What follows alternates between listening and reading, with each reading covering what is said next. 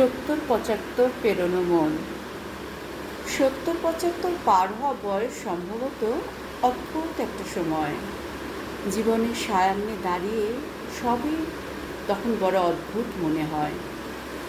এই বয়সে এসে যখন সব হিসেব ভুলিয়ে যায়, সঞ্চয়ী মন তখন বড়ই বেহিসাবি, সবই যেন বিলিয়ে দিতে চায়। এই বয়সে এসে আর নতুন কিছুতেই প্রলুব্ধ হয় না মন। যা কিছু অর্জিত, যা কিছু স্থায়ী, তাকে আঁকড়ে ধরে বাঁচতে চাইছে জীবন। নতুন সব কিছু তার কাছে তখন বড়ই অদ্ভুত, মেলাতে পারে না তাকে। এত সোপান পেরিয়ে এসেও অনেক ক্ষেত্রেই পদে পদে লাঞ্ছিত হতে হয় তাকে। কখনো অদ্ভুত পুরাতন নতুনের দ্বন্দ্ব জাগে এই বয়সেরই মনে। নতুনের ভালোবাসা তাকে যেমন উজ্জীবিত করে, নতুনদের অসম্মান তাকে ততই আঘাত দেয় মনে। কোনটা ঠিক বা কোনটা বেঠিক প্রতিনিয়তই বিচার বিশ্লেষণ চলে মনে। তাদের অর্জিত সব কিছুই ছিল বড়ই কষ্টের, অথচ নতুনদের আক্রাসী মনোভাব আস্ফালন প্রতিনিয়তই যে কষ্ট দিয়ে যায় তাকে। এ বয়সে এসে শরীরটাও যেন দেয় না তেমন সাথ। ৭০-৭৫ পেরিয়েও সুস্থ থাকাটাই একটা বিরাট চ্যালেঞ্জের মনোভাব। সুগার প্রেশারের ওষুধটা তখন কড়া নিয়মের অনুশাসন মানে। কারো ক্ষেত্রে সেটা ৫ বা ১০টাও ওষুধ সেবন সুস্থ থাকারই নামে।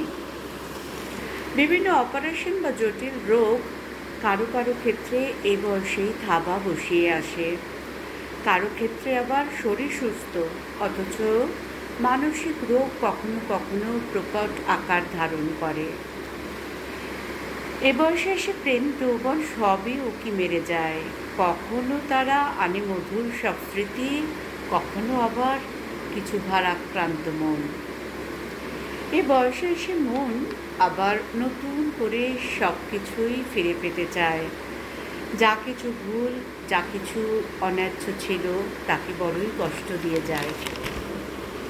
এ বয়সে মন যেন একটু সেবা চায়। এতদিনে তার কর্মের কিছু প্রতিদান সে কি ফেরত চাইবে না ভাই? এ বয়সে এসে স্মৃতি রোমন্থনে মন হয়ে ওঠে দস্তুর।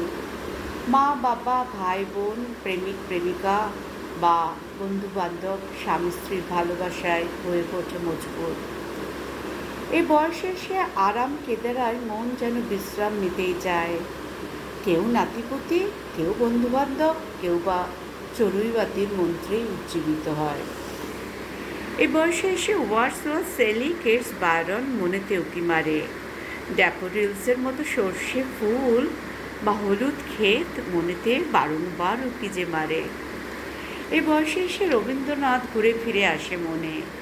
তিনি শাশ্বত, তিনি চিরন্তন। তার সান্নিধ্যে চির রহস্যই যেন জাগে মনে। এই বয়সে এসে বাবা মাকে বড়ই করে মনে। তাদের কাছে ফিরে যাওয়ার অদ্ভুত আকর্ষণ যেন জাগে মনে।